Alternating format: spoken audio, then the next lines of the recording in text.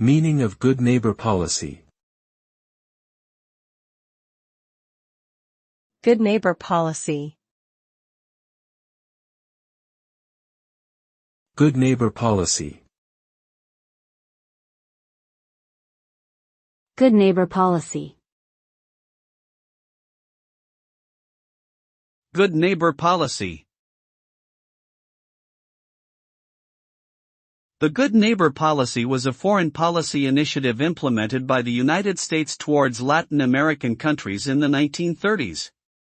It sought to improve U.S. relations with its neighbors by promoting non-intervention and cooperation.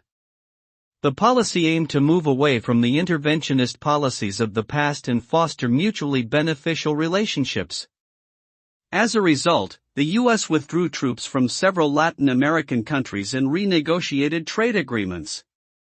Overall, the Good Neighbor Policy resulted in improved diplomatic relations and helped to shape U.S. foreign policy for decades to come.